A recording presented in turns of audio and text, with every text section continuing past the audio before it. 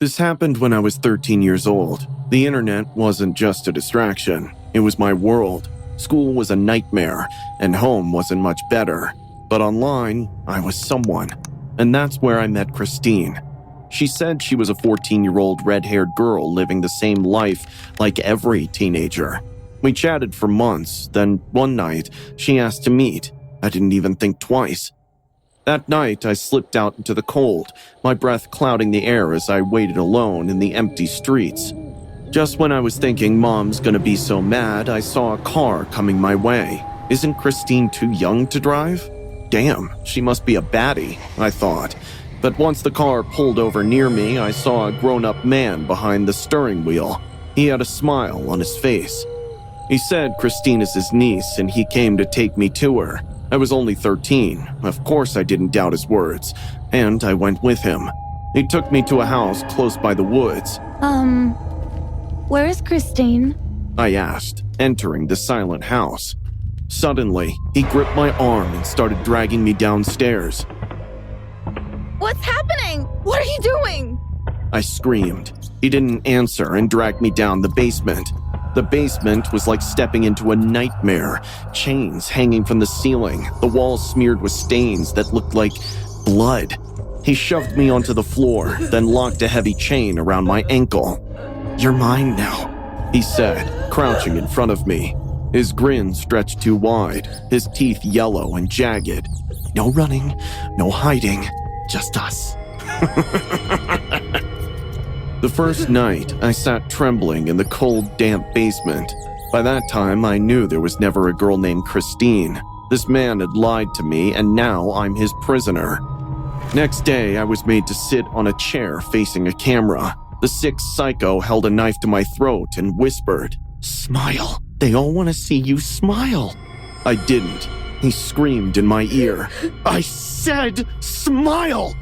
He pressed the blade to my lips. Blood dripped as it pierced my skin. Tears rolled down my eyes. I cried.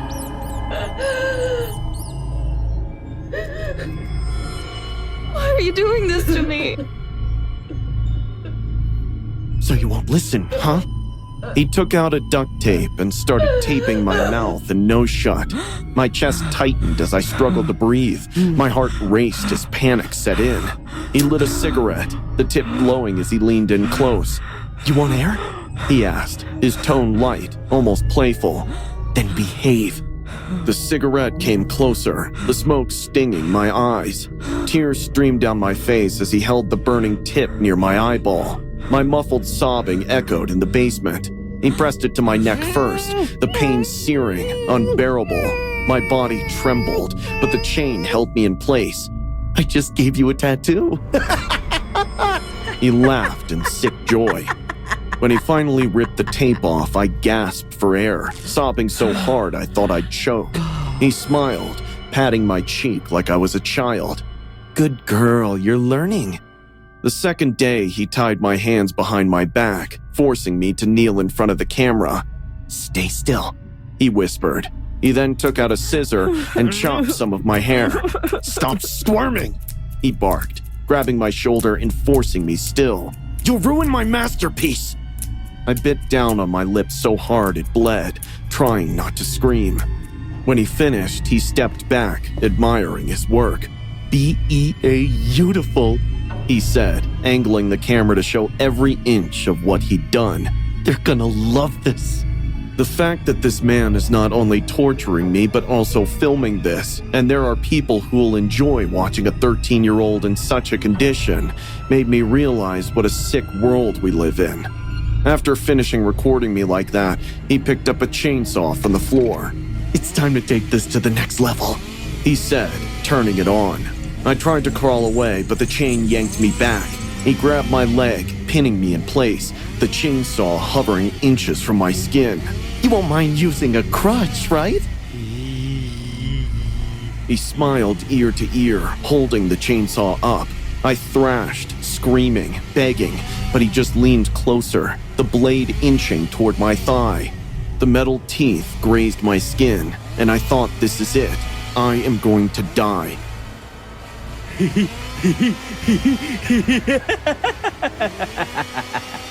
then, the door burst open. Shouts, flashlights. The roar of the chainsaw cut off as men in uniform stormed the room.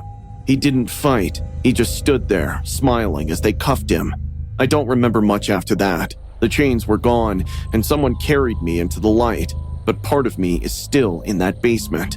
Even now, when I close my eyes, I hear the hum of the chainsaw. I feel the blade on my skin, and I wonder how close I came to never leaving. On New Year's Day 2002, 13-year-old Alicia Kozakevich got kidnapped by 38-year-old computer programmer Scott Tyree, who befriended her pretending to be a 14-year-old girl online. Over the course of 4 days, Alicia was held captive, shackled, abused, and tortured in Tyree's basement dungeon. Tyree filmed the abuse and also broadcasted it on the dark web. A viewer in Florida recognized Alicia from news stories and a missing persons flyer. He contacted the FBI anonymously and via a payphone because he feared being charged as an accessory to the crime. Tracking Tyree's IP address, the FBI arrested him on January 4, 2002. In September 2003, Tyree was sentenced to 19 years and 7 months in federal prison. I'm 27 years old, a mother to a beautiful little boy, and I work hard to give him a better life. I lived with my fiancée, Marcine, in West Yorkshire, England. Things weren't far from it. Marcine had a temper, quick to anger over the smallest things. His harsh words and cruel remarks cut deep, but I stayed for the sake of our child. I thought things could get better. One Thursday, I was doing household chores, taking a leave from work. Marcine was usually quiet, sitting in the living room, barely looking at me. Later in that evening, he told me his friend Patrick was coming for dinner. Patrick was always unsettling to me, with a sneering demeanor that mirrored the actor from Shining, but I didn't say anything to avoid another fight. Around 9, 3 of us sat down to eat. Marcine and Patrick shared some private jokes, laughing loudly while I ate in silence. The tension in the room felt suffocating, but I stayed calm, thinking about my son and how this was just another moment to endure. I excused myself after dinner to clear the dishes, hoping to find some quiet. Then, as I turned to leave the room, I felt a sharp, cold pressure against the back of my neck. Before I could react, an electric jolt surged through my body. My knees buckled, the world spun, and everything went black. Sound of digging and dirt hitting a hard surface woke me up. Opening my eyes, all I could see was pitch black darkness. My wrists were bound tightly in front of me with tape, and my legs felt like they were pinned together. I tried to move, but the confined space pressed back against me. Panic started to set in as I realized I was inside something small and tight. Maybe a box. I screamed for help, my voice trembling with fear. Marcin! Marcin, what's going on? Muffled voices answered, their tones chillingly casual. She's awake, Patrick said, his voice almost amused. Good, Marcine replied. Let her scream. It doesn't matter now. Heart raced. What did he mean? I strained to hear more, but the sound of dirt hitting the box drowned out their words. My breath hitched as the reality hit me.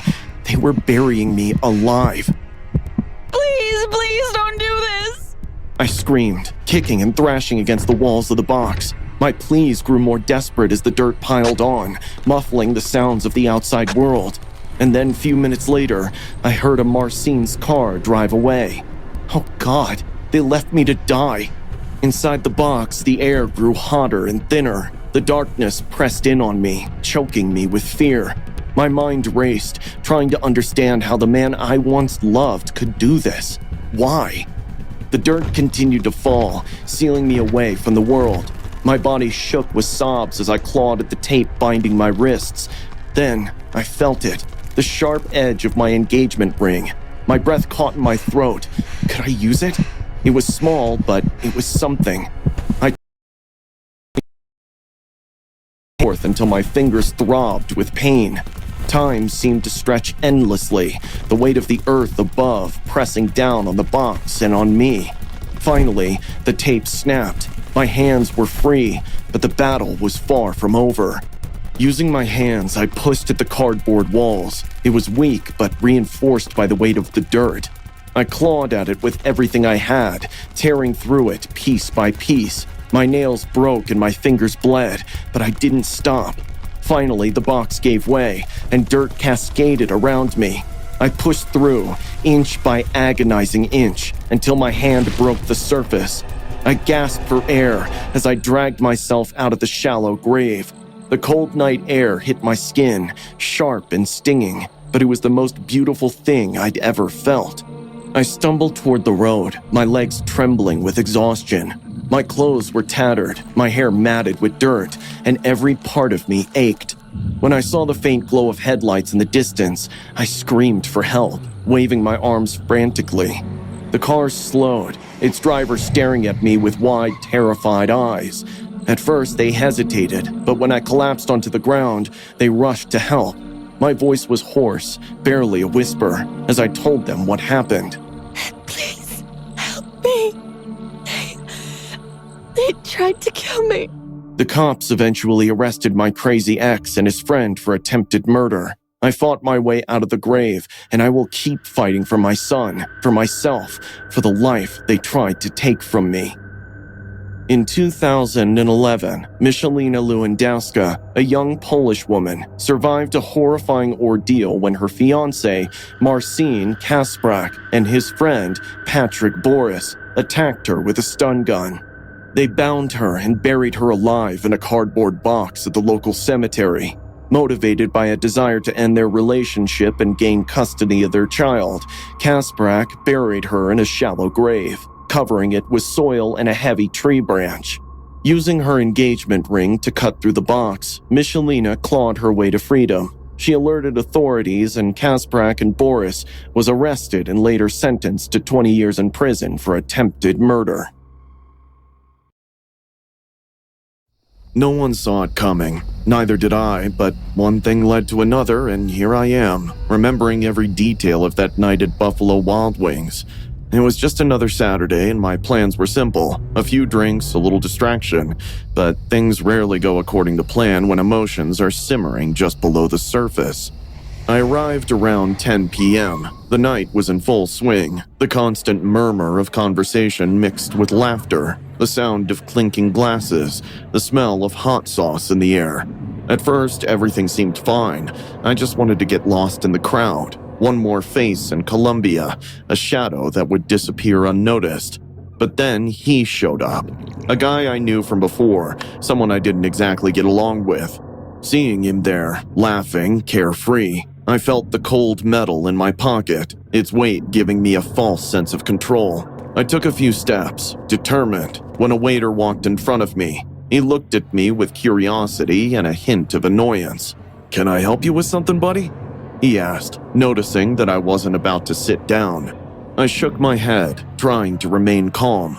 "No, thanks," I replied, as if everything was normal. My eyes returned to the guy in the corner, and our eyes met, triggering a series of cold remarks that were hurled like darts.